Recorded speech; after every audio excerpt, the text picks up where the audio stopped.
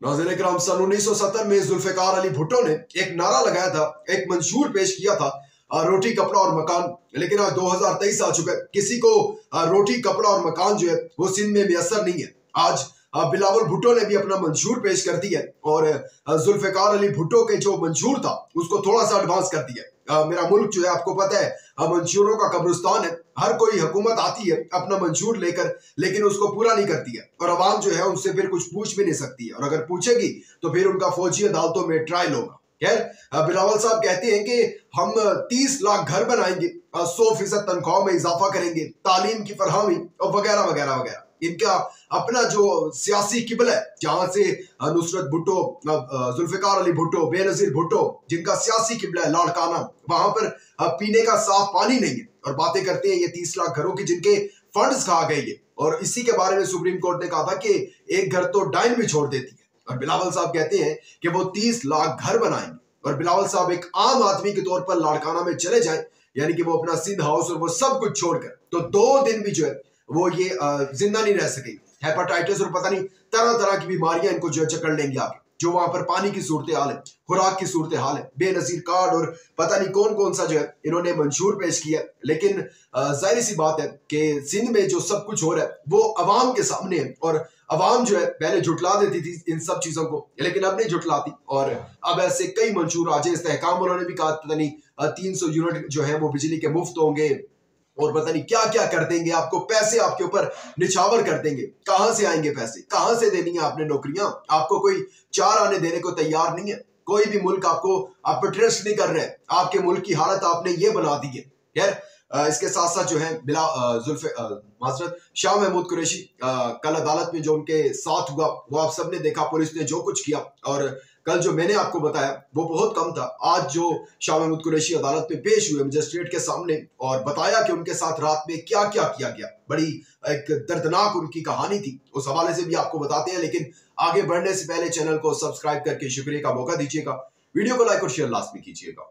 नाज़रीन किराम, आज शाह महमूद कुरैशी 2 दफा वजीर खारजा रहने वाले मुल्क पाकिस्तान के, इस्लामी जमहूरिया पाकिस्तान के, इसके अलावा मुतादिद दफा जो है वो सूबाई और कौमी असम्बली के मेंबर रह चुके हैं। और उनके साथ आज इधर भी पुलिस उधर भी पुलिस, और जिस तरह उन्हें हथकड़ियां लगा के लाया गया, बख्तरबंद गाड़ी के अंदर लाया गया, एक लग रहा था कि ये किसी मुल्क का वजीर खारजा नहीं है साहब का, ये कोई साइकिल चोर है, कोई मोटरसाइकिल चोर है जिसको इस तरह जो है बुलाया जा रहा है। खैर, मैंने कल भी कहा था और आज भी कह रहा हूं कि जब आप एक साबिक वजीर खारजा के साथ ये सलूक करेंगे, अपने ही मुल्क के लोगों के साथ ये सलूक करेंगे, तो कल को जब वो किसी दौरे पर जाएंगे, किसी गैर मुल्की दौरे पर, तो उनके साथ क्या सलूक किया जाएगा, क्या सलूक किया जाएगा। लेकिन आप लोग ये नहीं समझ रहे हैं और जब तक आपको ये समझ आनी है उस टाइम तक बहुत देर हो चुकी है।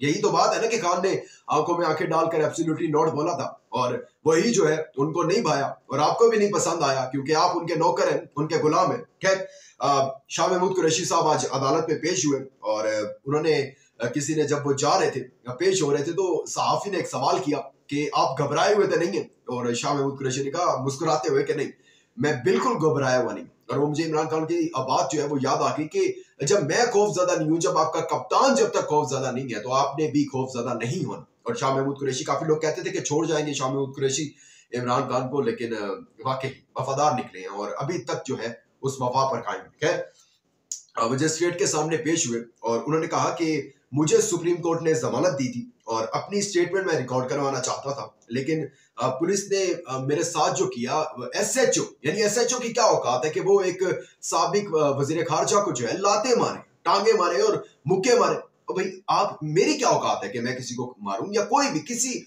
मैं कहता हूं कि एक वजीर खारजा की भी औकात नहीं है कि वो एसएचओ को मारे, और ना ही एसएचओ की औकात है। कानून है, आइन है, उसके मुताबिक जो सजा बनती है, अगर उन्होंने कोई जुर्म किया है तो उसके मुताबिक उनको लेके जाया जाए। अगर नहीं आ रहे हैं तो अदालतें हैं, वहां जाए।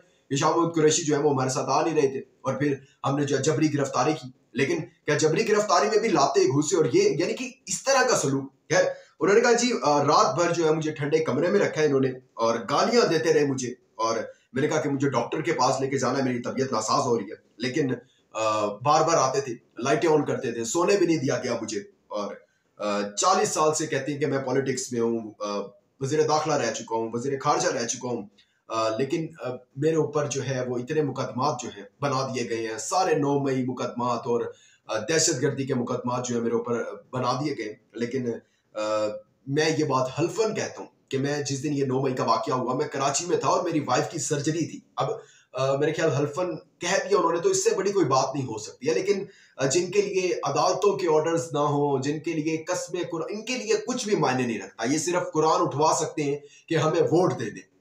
इसके अलावा इनके इनके लिए हल्फ भी कोई जो है मैटर नहीं करता। इनके लिए अदालतों के फैसले भी जो है वो कोई मैटर नहीं करते हैं। और ये सूरत हाल थी कि शाह महमूद कुरैशी की कहानी थी, उनकी ज़बानी आपने जाना। आपका बहुत शुक्रिया। अपना इंपॉर्टेंट फीडबैक देना मत भूलिएगा। दीजिएगा इजाज़त। अल्लाह हाफ़िज़।